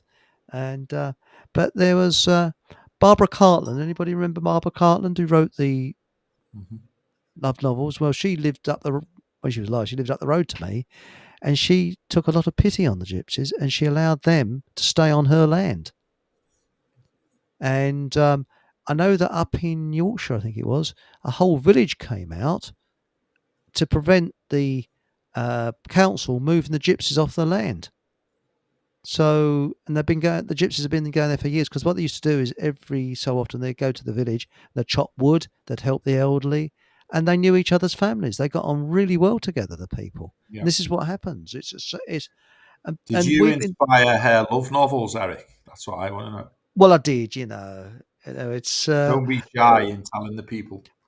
Well, I think my neighbour's dog's been reading her love novels as well, because he's fallen madly in love with my leg. I mean, there's nobody... There's an erotic moment with my leg. You look like you were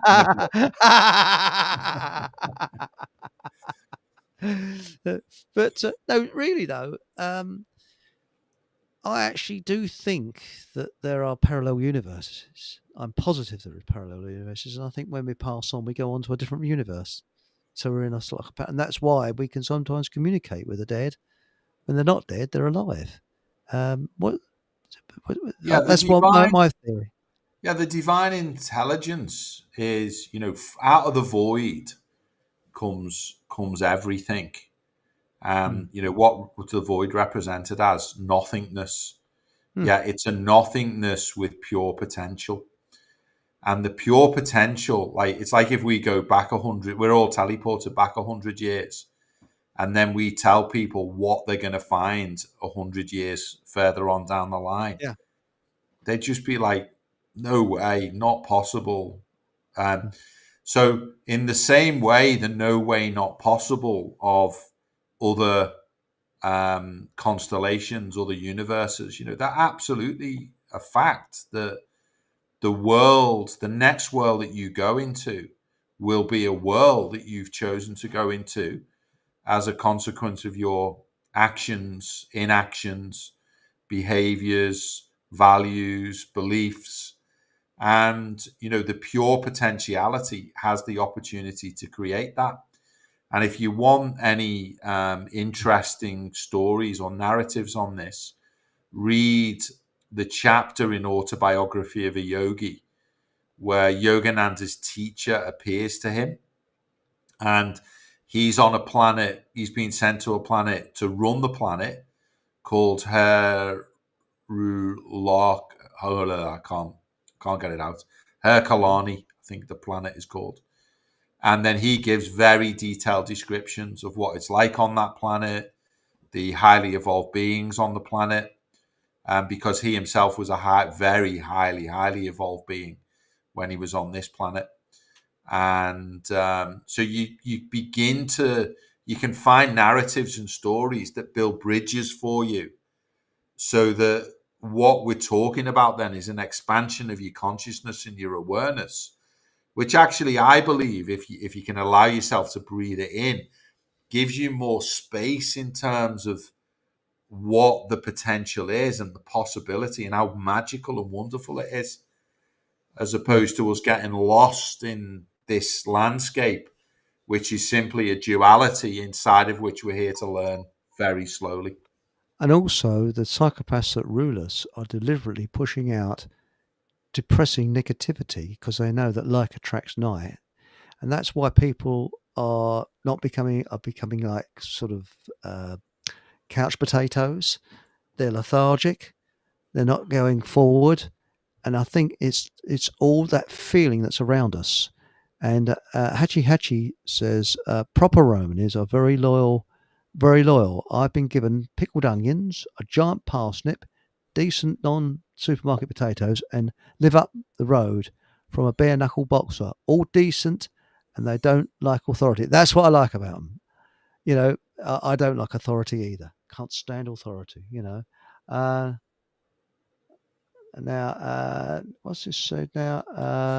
Just that not Mm, liking authority. mm, There's different types of authority, and just to give the listeners an opportunity to think about authority in terms of the inner game and the inner landscape and finding peace. So there is an authority inside of each of us that mm, is the natural order that we need to align with. And what we need to be careful of is that if we're overly anti authority, we actually become anti that inner authority as well, mm. which leads to, stress, depression, anxiety, worry, fear, concern.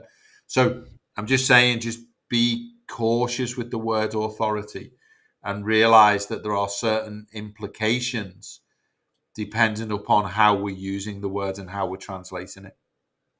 Well, you're right there, and I think there's some little things we can do. I'll tell you what I've been doing now. When you get a nice day like today, I mean, today, I don't know what it's like where you are, but it's bloody gorgeous here. It was a beautiful, crisp, blue sky, sunny day. Was it like that where you are, Lake The District? same, yeah, Yeah. beautiful. And they say you got to be very careful looking at the sun. I'm not saying look at the sun, but as it's going down, or as you got sunrise, just look at it then. When it doesn't hurt your eyes, that does something to you. There's something about the sunrise, and little things like looking in the mirror and smiling, you know. And Yeah, uh, sun has a direct impact on mm, our biology, yes, it and does.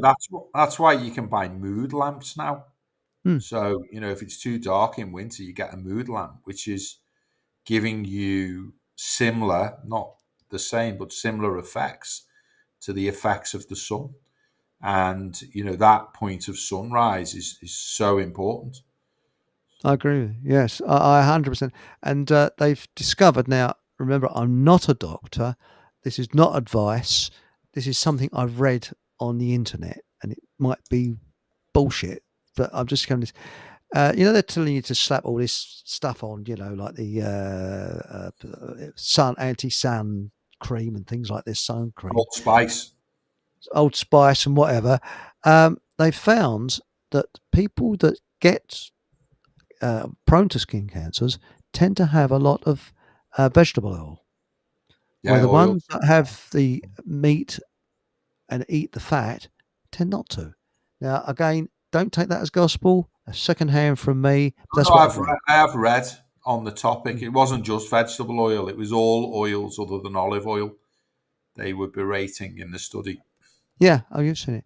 Anyway, we've come up to our time, We're coming up and to 2 hours, Eric. I 2 hours. don't know whether we've been like Punch and Judy. We've entertained these people. We They certainly feel have. inspired, loved. Well, What? I think we're thanks to Greg. I've got John tomorrow, which is very, very kind of you. And stay on when we come off here because I have a little word with you about something. And please tune into his channel before or after. You'll see the talks. And if there is a way, I might try and link up one week as you do the Yeah, live. it's That will fun. be. I don't know whether it's technically possible, but it might be.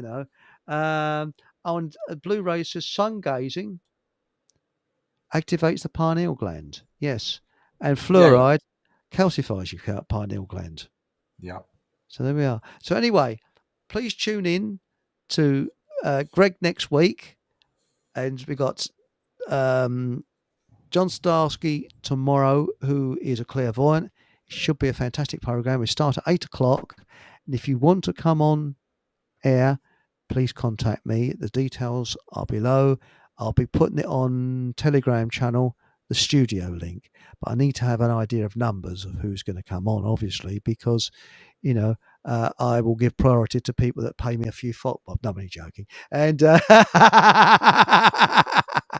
Greg, thanks a million for coming on tonight. It was really fantastic. And I'll tell you something we got in common. We both got a funny finger, haven't we? We've got I got one of that. That's it. We've both got a funny thing. But I'll tell you what I bought. A sort of a truss thing that you put over it. But the trouble is, I got so peed off. So what's wrong with your finger, Look? Is something wrong with your finger? But you can actually get a support. So I don't know if you want to straighten your finger out, but you can get a support that straightens your fingers out. So there we go. So anyway, it just leaves me to say thanks, Greg. Fantastic coming on the show. I really enjoyed it. It's the fastest 2 hours. So really enjoyed every moment of it. And Thank you. Yeah. whatever happens, you are coming on again. I do hope so. I'll send the boys round if you don't. It might be the last time you see the boys, but you send them around. Yeah, and no, please come on again, become a regular, and whatever happens, have a bloody good laugh, and good night. Good night. God bless.